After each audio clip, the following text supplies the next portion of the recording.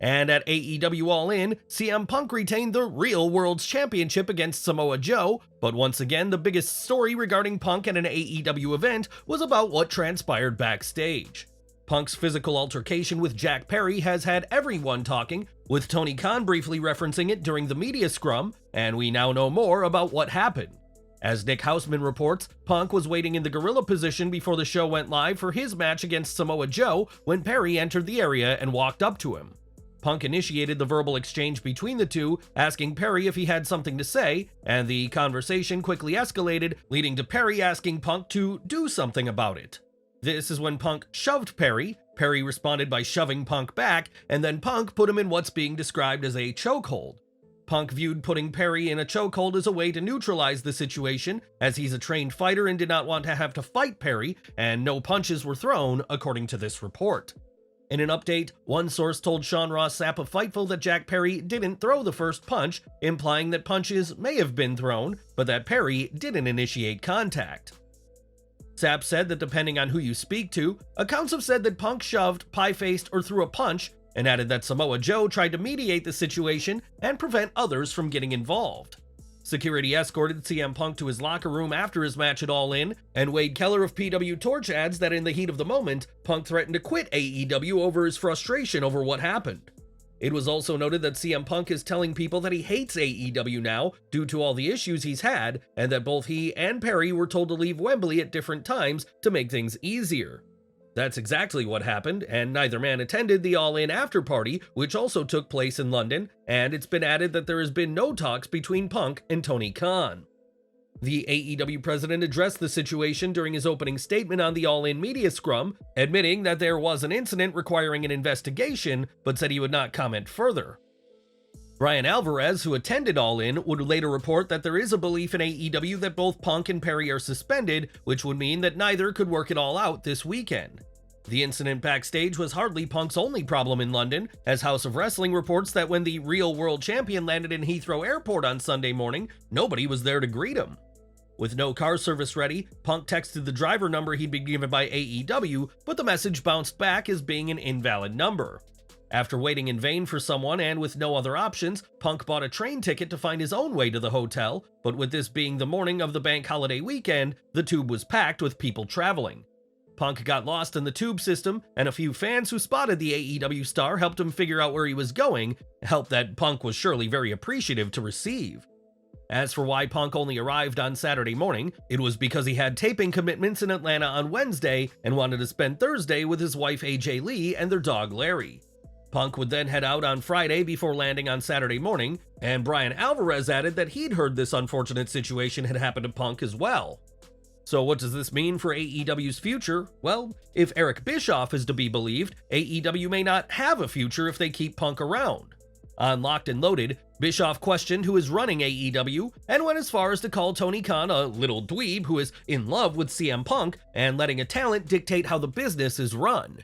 Bischoff said he blames this entire situation on Khan for not reeling in Punk and said that, "I don't see AEW having any kind of a real future if these reports are accurate." Mike Santana had a much different response to what transpired, as taking to Twitter, he said people shouldn't be distracted from the success of All In 2023. He writes, "Who gives a damn about who fought with who? Stop allowing that to drown out the fact that pro wrestling had one of the most amazing days ever. Grow TF up." Whatever comes next, what we can say for certain is that there will be a lot more left to unpack, and we will have updates on this story. Needless to say, CM Punk's name is always sure to draw attention, and it appears that things between the Second City Savior and AEW might not be 100% okay. But what's your take on this newest scandal featuring CM Punk? Is his AEW run really going to end after he threatened to quit? Sound off in the comments to let us know what you're thinking. Now, Bray Wyatt passed away due to a heart attack at the age of 36. His passing hit the pro wrestling world in a huge way, and now we have new details about his final moments. According to a report from TMZ, Bray Wyatt told JoJo Offerman that he was going to take a nap. Then he went to sleep, but he never woke up. Eventually, JoJo became concerned about Bray Wyatt and she called for help. Sadly, he was discovered in his bed, not breathing. TMZ reported, According to law enforcement records obtained by TMZ, Wyatt, real name Wyndham Rotunda, told his fiancée he was going to take a nap on Thursday, and she became concerned when she heard his alarm going off about an hour later without stopping. The report says Wyndham was discovered in his bed, not breathing, and was turning blue. Wyndham's fiancée called 911 as her mother attempted CPR, but he was later pronounced dead at the hospital. The report went on to say that police spoke with Bray Wyatt's immediate family members who said he had COVID in March 2023 and developed heart complications. This caused him to have a weak lower part of his heart. The report also stated that just a week before he died, Wyndham was hospitalized for a heart issue. He had a follow-up appointment with doctors the morning he died and was advised to continue to wear an external heart defibrillator, a device designed to treat people experiencing sudden cardiac arrest. While it remains uncertain whether the device could have potentially saved Bray Wyatt's life, investigators established that Wyndham Rotunda wasn't wearing the defibrillator at the time of his passing.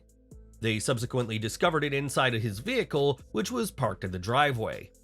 Our thoughts are still with Bray Wyatt's family and friends at this time. The world lost a great man when he passed away, and the pro wrestling world will continue sharing tributes of his life after his tragic passing. Raw now, as with Payback scheduled for this weekend, tensions were high, and one situation ended in an especially painful way for Xavier Woods.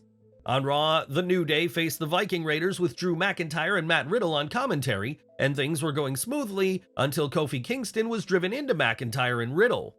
A furious McIntyre got up and started taking everyone out, throwing the commentators' large chairs in the ring, but one chair hit Woods directly on the head.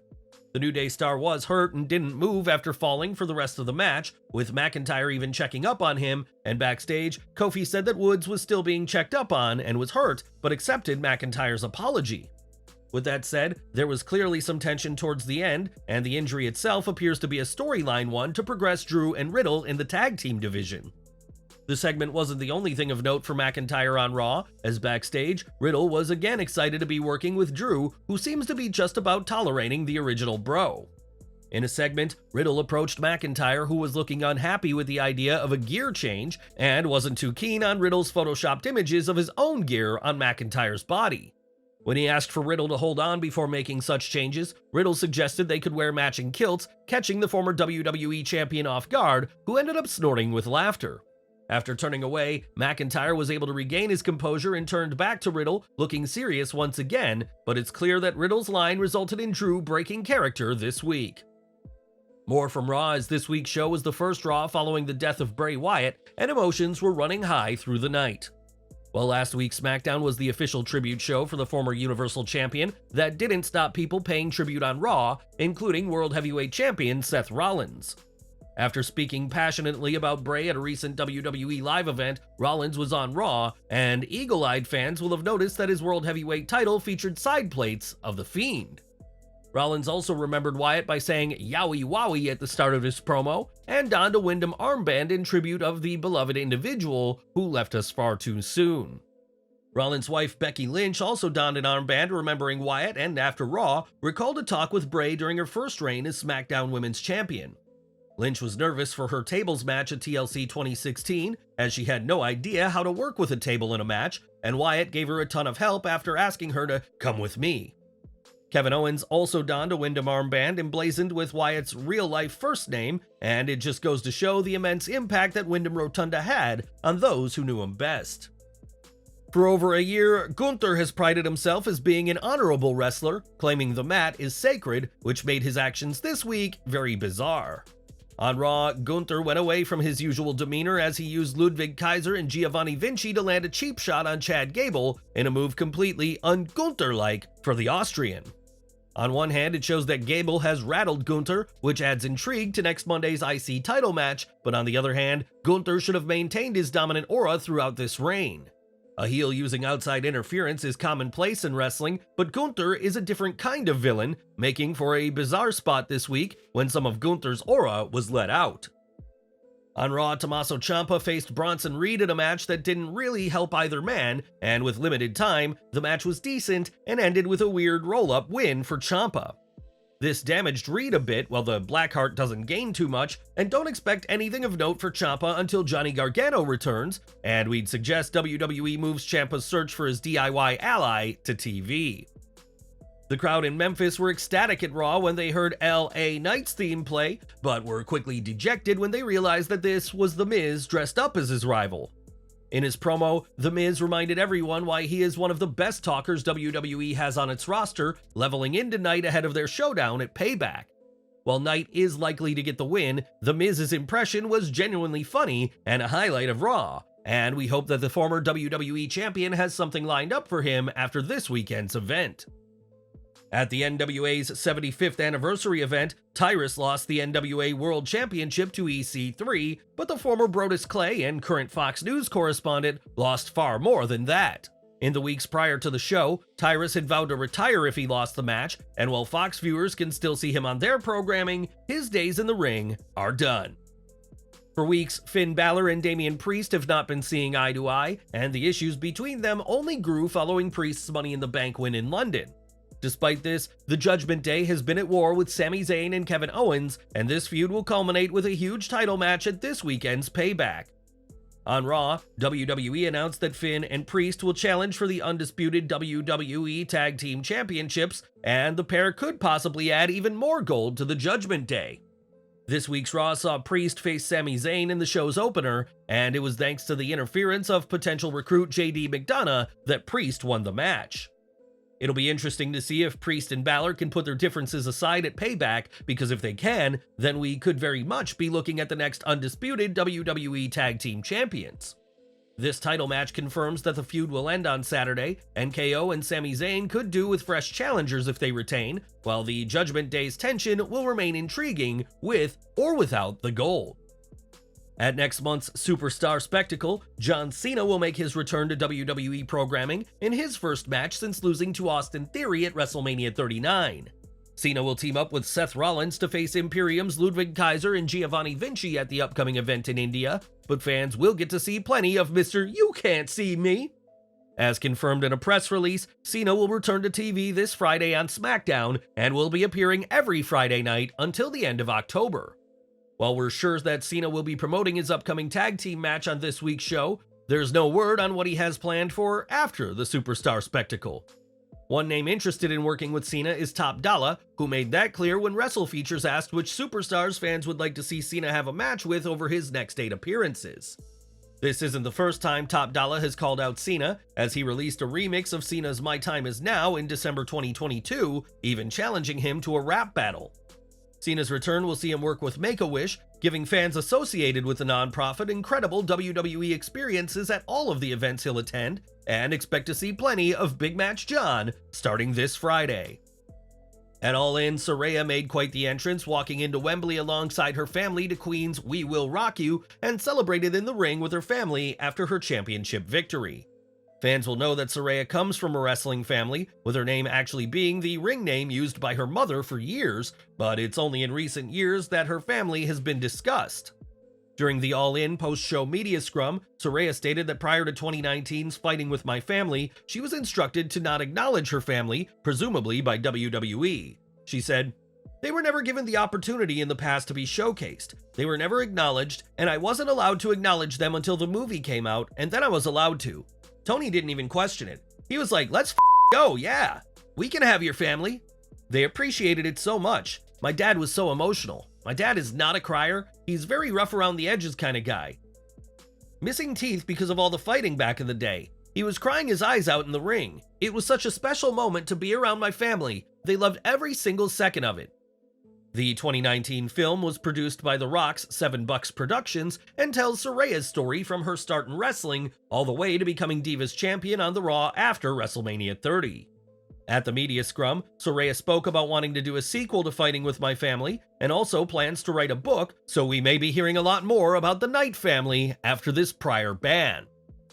Since SummerSlam, the WWE Universe has not seen Ronda Rousey on screen, seemingly confirming reports of her exit from the promotion.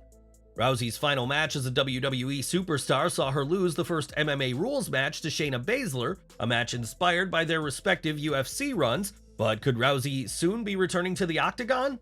The Daily Mail reports that Rousey has her eye on a UFC return, with her primary focus being on pursuing one last bout, and is aiming to compete at next year's UFC 300 milestone event.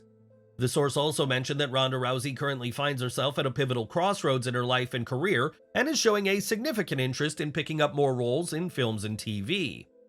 Rousey has appeared in films such as Charlie's Angels and Furious 7, and more recently was on Stars on Mars, but a much more personal project may keep Rousey out of the octagon for good. In 2021, after years of aspiring to have a child, Rousey and Travis Browne welcomed their daughter into the world, and the Mail adds that Rousey would love to try for another baby. While Rousey may have aspirations of a UFC return, Dana White has said there is no shot at a comeback for UFC 300, though his view could always change between now and that show. Rousey has accomplished plenty in her life and has the freedom to choose what the next stage of her life will look like, and what do you think should be next? Let us know in the comments. At AEW All In, Mercedes Moné was spotted among the 80,000 plus fans in Wembley Stadium, and it wasn't long after that speculation grew that she could be joining the company. Donning a Wyndham Rotunda tribute armband, Moné looked thrilled to attend AEW's biggest ever event and had previously been linked to an appearance at Forbidden Door this past June. That didn't happen as the New Japan star is currently out with an ankle injury, but PW Insider reports that people within AEW are confident Moné will make more AEW appearances once she is able to do so. It was also indicated that the reason Moné was only shown in the crowd is because she's still sporting a heavy walking boot that they didn't want to show on camera. Had she not suffered an injury shortly prior, it is suspected that the former WWE star would have made her AEW debut on the Blood and Guts episode of Dynamite in Boston. Moné has history with plenty of women in AEW, including the new Women's World Champion Saraya, and with plenty of stars she hasn't faced before, Mercedes would no doubt be kept busy in AEW if an agreement can be reached when she's healed. Now, this week's Raw was in Memphis, Tennessee, so it was only fitting that the WWE Hall of Famer Jerry Lawler made an appearance. During a non-televised segment as part of Raw, Lawler appeared before the Memphis crowd after being introduced by Kevin Owens and Sami Zayn, and the King sported a much different look. Lawler was rocking a white beard and white hair in quite the departure from how he usually looks, but it was still great to see the wrestling legend looking well. It was in February this year that Lawler suffered a stroke, which resulted in him spending time in the ICU before being released, and his recovery meant that he couldn't attend this year's Hall of Fame. Instead of attending live, Lawler sent in a video message to induct Andy Kaufman into the Hall of Fame, and this week's appearance by the King was one the fans absolutely loved to see. It was at Backlash 2023 that Carlito made his return to WWE programming, and it was hardly a surprise when reports sprang up stating that the former US champion had signed a new deal. WWE officials were said to be wildly impressed by how much Carlito has matured, in addition to his impressive physique he's maintained, but since May, we've had no sign of him on WWE TV. It had been reported that Carlito was going to be returning in Madison Square Garden last month, which didn't happen, and some have questioned if WWE has changed its mind on Carlito. That may not be the case, as Ringside News reports that Carlito is very much still with WWE, and has in fact been mostly down in Orlando working with character vignettes. As for when fans will see Carlito on TV, that's unclear, as no one really talks about him, according to one source in creative, and it's odd he's working on vignettes without a return date in mind. There seems to be some mixed messages about Carlito's future on WWE TV, and who would you like to see Carlito face in his first feud back, if we ever get to see him return to programming? It wasn't too long ago that reports revealed the WWE return of Kairi Sane, less than 2 years after she officially left the company in 2021. Sane had requested to be removed from TV the year prior, as she wanted to return to Japan, but after wrapping up her time with Stardom, what's in the works for the Pirate Princess? When Ringside News reached out to a member of WWE Creative, they were told that Sane's name has come up in creative meetings and ideas are being discussed for an on-screen return. When asked for any more specific information, the source coyly reacted with no spoilers, but was able to confirm that things are in motion. Sane could seriously shake up the women's division on any brand, and could have even greater success with this second run when you consider that Triple H is running WWE's main roster creative. The game was responsible for booking Sane strong in NXT, including a reign as the Gold brand's women's champion, and don't be surprised to see similar booking when Kairi is on WWE TV again. More from All In, as the show was truly a historic night for AEW, and literally the biggest show the company has ever seen, with a stacked card from top to bottom. With that said, the show featured just one women's match and no title defense for TBS champion Chris Statlander, and many have called AEW out for only allowing one match for its women's division. On the All In media scrum, Women's Wrestling Talk's Lyric Swinton asked about this booking decision and why only one match was allocated for the women, and Khan justified his booking. He said, "A lot of the card tonight was featuring as many of the top stars in AEW as I could get, so a lot of the biggest stars in the company were not on this show. That's why we have big matches like Miro versus Powerhouse Hobbs, and obviously Ruby Soho versus Chris Statlander next week. I think the pacing of the show tonight was probably the best we've ever had, the best show we've ever done, so to add more I think would have been challenging. But also, we have so many great stars across both the men's and women's divisions, great wrestlers. I think the card in many ways was, I tried to pace it perfectly, and I think we did pretty great. One thing I would note, and you said it yourself, a lot of the card was paying homage to the original All In. The four-way match, Dr. Britt Baker participated in the original All In, and that was the key women's match on the original show, and Madison Rayne pointed that out in her commentary as well, that she was also in that original four-way, and Dr. Britt Baker participated. I had the Golden Elite in a trios match, kind of a callback to the original All In, and definitely there were a lot of top stars, men and women, I was hoping to get on tonight's card, and there were a lot of people that wanted to be on the show, and I hope we can continue to get all of the top stars in, but also I want to pace the shows and be able to have great matches without having to rush through. So I was really excited about the card and also very happy for Saraya. I thought it was a great moment, and I would love to try and get some of the top stars on All Out and also next year's All In.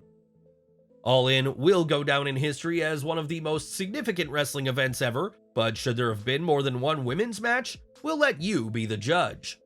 And we're ending today with Cash Wheeler, who is currently dealing with some legal issues after he turned himself into authorities and has been charged with aggravated assault with a firearm. Though this is a first-time offense that Wheeler has pled not guilty to, it could result in a stint behind bars, and this is a very serious situation for everybody involved. With that said, the crowd in London saw the funny side of things, as during All-Ins, chants of "Cash has got a gun" filled the packed Wembley Stadium. One fan on the hard cam even had a sign saying FTR stands for Fear the Revolver, as fans proved once more that they can have a laugh at even the most serious of circumstances.